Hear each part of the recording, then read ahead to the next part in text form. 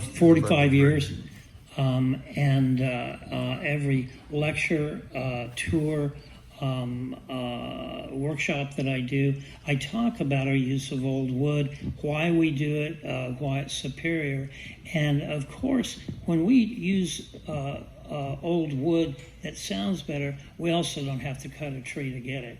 And I've been to places in the world where it's heartbreaking to see what thoughtless practice about harvesting wood does to whole cultures. So I talk about it all the time. And so this comes back to us. Carolyn probably gets each month we probably get a couple to 3 calls from people that have something that came from somewhere, and they're offering it to us to build a guitar for them or whatever. And this particular one came through a local wood broker that's really well aware of what we're looking for, and he told me about it, and we jumped on it. We too at Turner Guitars, we use a fair number of local sources, local sawmill operators who harvest locally. I've got one Redwood supplier whose family, his wife's family, has been in the Santa Cruz Mountains for decades harvesting wood, and he's found trees that were cut down 75 years ago that they couldn't get out then with the equipment that they had. Now they can.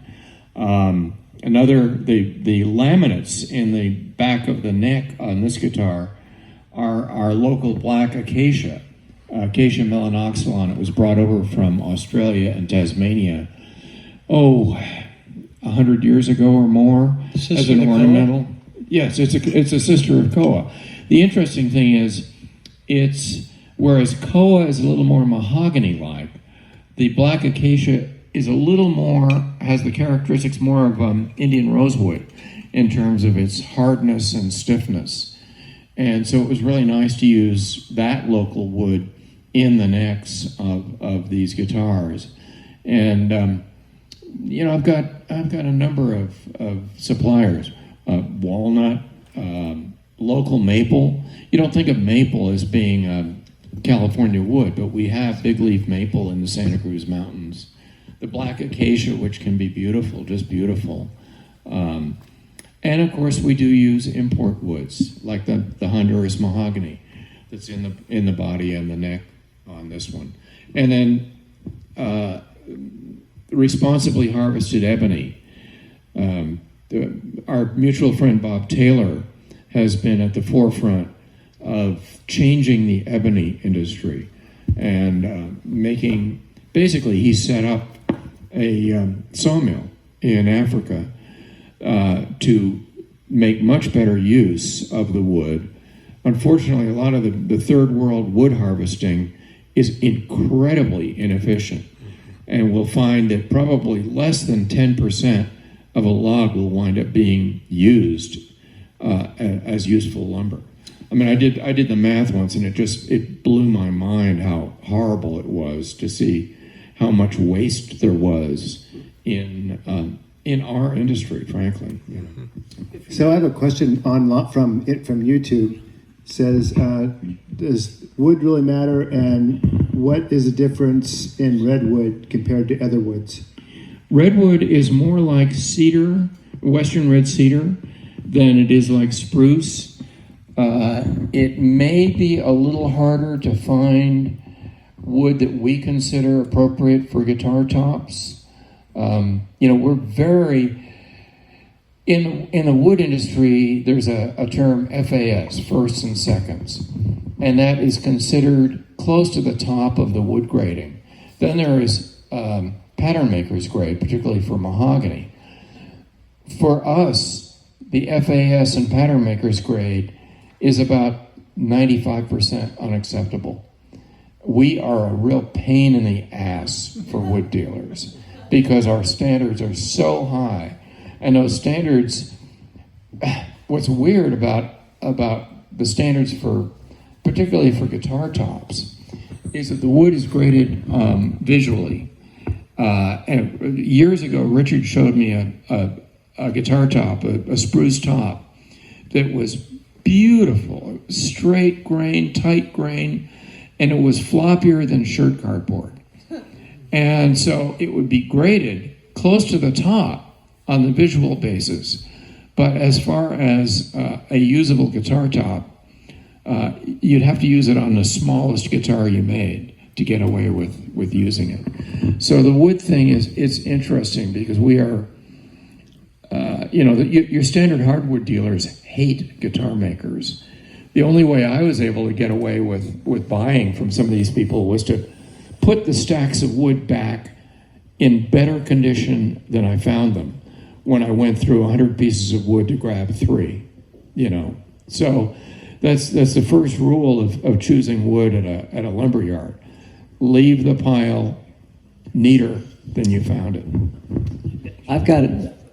Oh, okay. I'll let you do that here right now, and then I've got a question for Carolyn. Okay, I was actually going to pass this on to her because Carolyn works with a lot of people that are talking about the style they play, what they're after. We have people that come in, they're going to play open tunings, put less energy into the guitar. They're going to use finger style, puts less energy into the guitar. And Redwood's a great thing in our repertoire for that. You want to give a little riff on that, why we choose Redwood? Yeah, well, this model here is our custom version of one of our fingerstyle model guitars.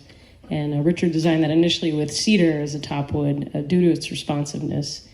Cedar responds really quickly to a light attack, and it's a softer tone wood. Redwood is kind of between cedar and rosewood on the spectrum in the sense where you'll retain some of that quickness of response, but it'll have a little more headroom in the sense where if you are a strummer, you could play it a little harder. It won't top out at a certain point like cedar might. So it's kind of like a nice in-between for somebody that will be playing more fingerstyle guitar, but will also want to do some more chordal work. So I think that was a good pairing for this guitar based on somebody that would also be playing electric and want to have these two via Heartbreaker guitars. Come on, John. Hold that up this way. Yeah. I've got a question for all three of you. Could you tell us a little bit about the working in tandem part of this project? I mean, the communication. Carolyn, I know you were very involved because you were kind of the one coordinating it from the Santa Cruz side.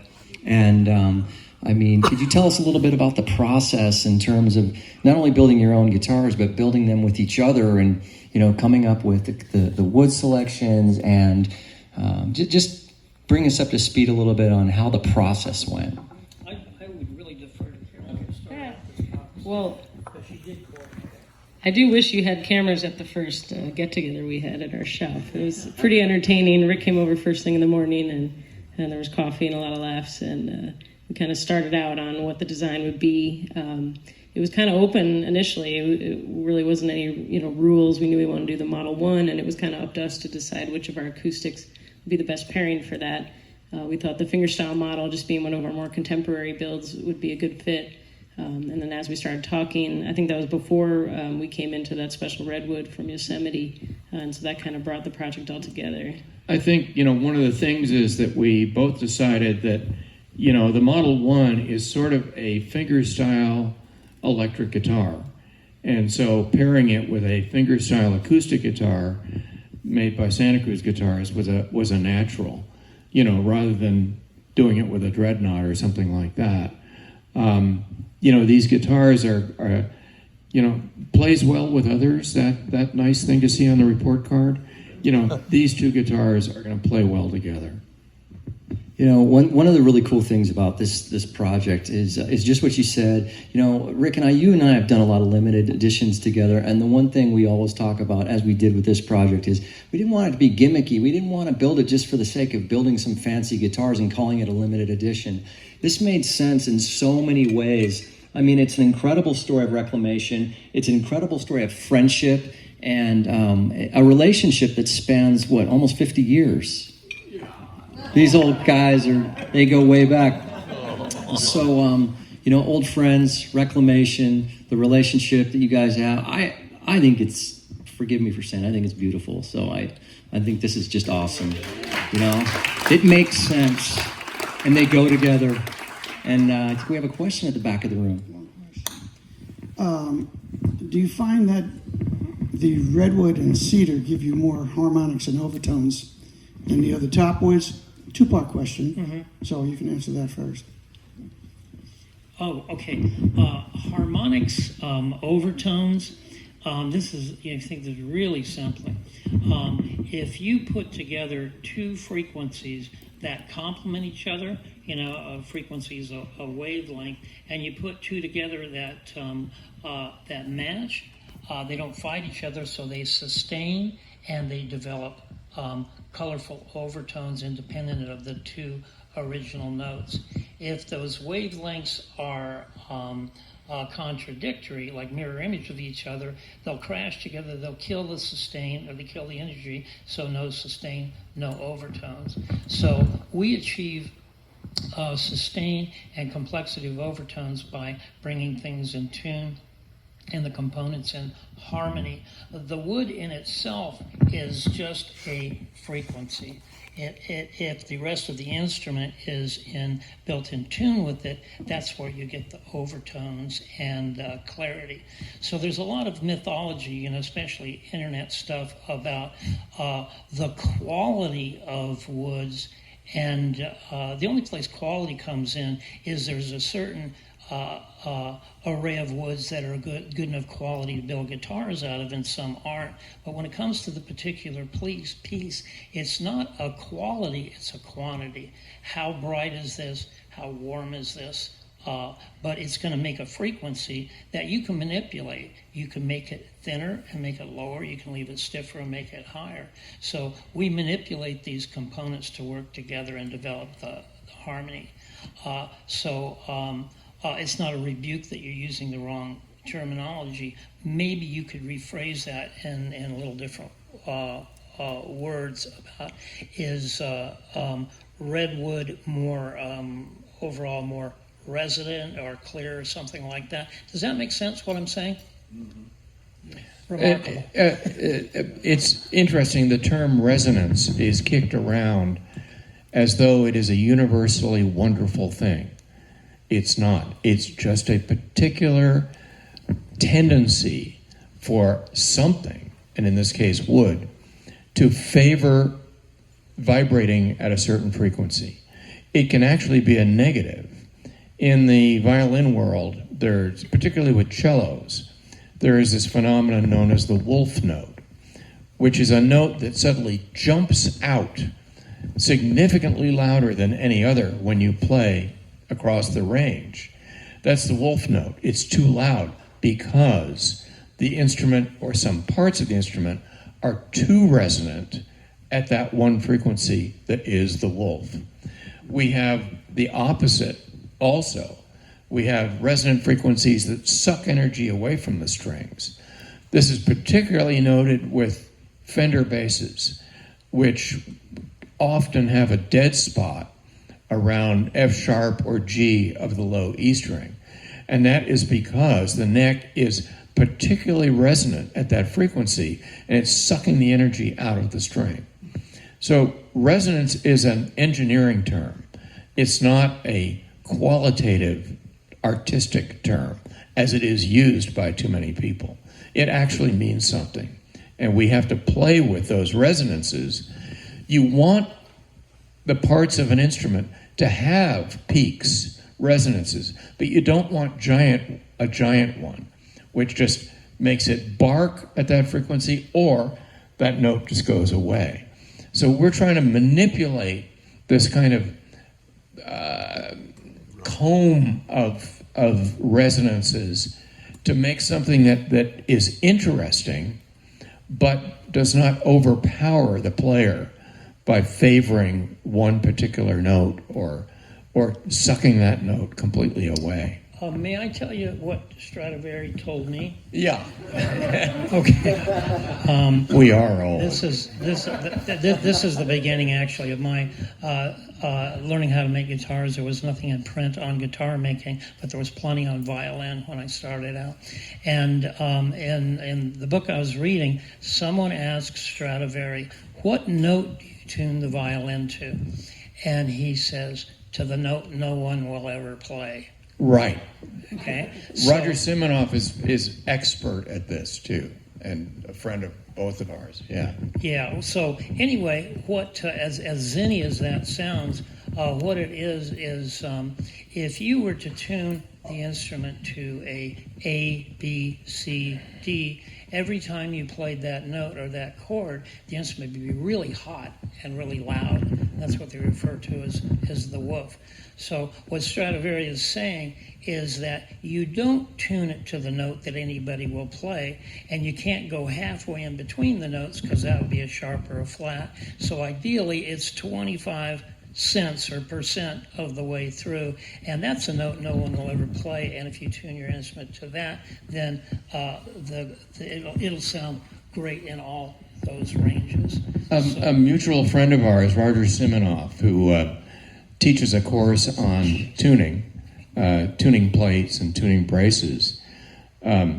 He is an expert on Lloyd Loar. Lloyd Loar was the Gibson acoustician in the early 1920s who developed the modern archtop guitar and the modern F-hole mandolin. And Roger found that the Loar instruments, which are typically going from anywhere from $175,000 on up to $250,000 or more, that they were tuned not to a 440. They were tuned to philosophical pitch, which is a C of 256. A winds up at being 430.54. And so the notes wind up in between our 440 scale. And, Roger's latest theory is that the Loar tuned instruments are favored because, exactly what Richard said, the resonant points do not fall in notes that get played. By accident. Yeah. But consistent. Right. Consistency is better than accuracy. Yeah. Do we have any more questions from the audience? Cooper, you've got a question. Wait for the mic. So I was wondering, because like I said, I'm familiar. I dug deep into Santa Cruz guitars, but it was interesting to see all the people that were working in the workshop. And I was wondering, how many people does it take really to make a guitar? Like, how many hands are going across these guitars to make them happen? And then also, where are you finding, I guess, not to say you guys are going anywhere anytime soon, but where are you guys finding new luthiers or people to take on the artisan craft of making guitars? She's getting applicants is an embarrassment of riches. There's a few guitar making schools around the world, and that's primarily where we get our applicants for the obvious reasons. People have gone to school to learn how to make guitars, and we have the reputation of being kind of a graduate school. As custom builders, people have the opportunity to get some chops and try some new things rather than just become a professional hole driller, right? As you'd find in a factory. So most factories and the majority of boutique guitar makers hire somebody, train them to do a task, and that's where they stay, because training is so expensive that you don't want to keep doing it over and over again. You want to train a person one time. In doing predominantly custom work, we want creative people, we want them inspired, and we do want people to be able to go from a process and develop other specialties as time goes on. So here's the thing. To build part of a Santa Cruz guitar, you've got to be amongst the best in the world to do that. And people need to be trained and get enough practice to where they can apply that to our guitars. And no one person could build a whole guitar. If we did, we'd have like 16 or 17 different brands. We really need that consistency. So everyone participates in every guitar, with some rare exceptions of some maybe specialized design work. But it's always a team effort. It's the reason I founded Santa Cruz Guitar Company, because working on my own is quite possible I wouldn't be the best at everything. And also, the sum of the parts is greater than the whole. You know, a lot of brains together work really, really well. So everybody participates in the making of the guitar. When an opportunity comes up, someone has to leave to caretake a parent, or the spouse gets a job in another state for a lot of money and they have to go. These are the places where somebody's been doing one thing can now start into another. So it keeps it fun. Does that answer your question? Our experience is pretty much the same. Most of my employees, I've got 5 luthiers working in my shop. Most of them have come through a luthiery school. But even so, they come in and they know the language. But what typically happens, like we just recently, about a month ago, maybe 5 weeks ago, hired a new person to help in final setup. You know what happened? Production went down. Because there's so much training to the specifics of how we do things that our final setup guy had to slow down and train this guy. And that means it's costing me money to hire people. They're not making the company money for probably 4 to 6 months. And then it starts to break even. And then if they stick around, then it's worth having them on staff. But the luthiery schools typically turn out people who know the language, but they are not ready for production, small shop guitar making yet. You know, for instance, doing a fret job. I don't think that you get good, really good at doing, of installing frets and getting them properly milled, recrowned, polished. I think you've got to do 100 of them before you get good at it. Before you start to get good at it. And one of the things that I advise would-be guitar makers coming out of school is I say what you really should do is spend 3 to 5 years in a very busy either production environment or a repair shop. You know, I see these kids come out of Roberto Van or Brian Gallup and they want to be the next, you know, Jeff Traugott, small shop, very high dollar luthiery. What they do is they concentrate on inlay and getting their mitering perfect of all their purflings and doing things like really fancy end grafts or back strips. They don't know shit about doing fretwork. You know, they can't make a playable guitar. And you see them posting online, why doesn't my guitar play well? Meanwhile, they put all their effort into learning how to do inlay work. You know, it's not it. You know, beautiful furniture. You know, yeah. I mean, it's a wall hanger. You know, I don't want to make wall hangers. I want to make playing guitars. I want my guitars, even the very expensive ones. I want them out there getting beat up. You know, when we get guitars back to work on, repair or whatever, if we see that there's not even a scratch on them, we go, fuck. Come. A good job of talking about the complexities of guitar making, et cetera, et cetera. And for some, for a lot of people, it's like, how in the world would I ever order a custom guitar? I don't know this vocabulary. I don't know how to explain this stuff. There's no way I could ever talk to a luthier. And to put you at ease, I'm going to go back to Carolyn here and ask Carolyn, you deal with people all the time that are calling up and starting the conversation, and you make it easy. You make it easy for people to make those decisions. Thanks. Sure. Well, yeah, I mean, I think this whole project is a summary of that. I mean, they can't see the faces you're making. Yes. If you want to order a custom guitar, I mean, this is where it all starts. With gentlemen like this that have been building this stuff from the beginning and know exactly what you want and how they can make it happen. But you got to go through a guy like Brendan here, Heartbreaker, and I think this whole project is an example of that. You can order custom and you can get exactly what you want by doing it. So. I got that. Well, I'm sorry, you had a question? Yes. Regarding all the forests now being burnt down, and you guys couldn't use the wood in the first time, now it's all gone. Wood is harder and harder. We can get it, but it's harder and harder to get, and we're spending more and more money on it. And the thing is, the rosewood issue is like one of the biggies, We are not the problem as guitar makers. No. It's furniture makers. You know, the Chinese, with the explosion of money in the middle class in China, they go nuts over heavy carved rosewood furniture, and you know, and we use the thinnest pieces, and we want to save every scrap and all that. You know, it's an issue. Koa is another interesting issue. The problem with koa in Hawaii is that the pigs and the cattle eat it before it can get a foot tall.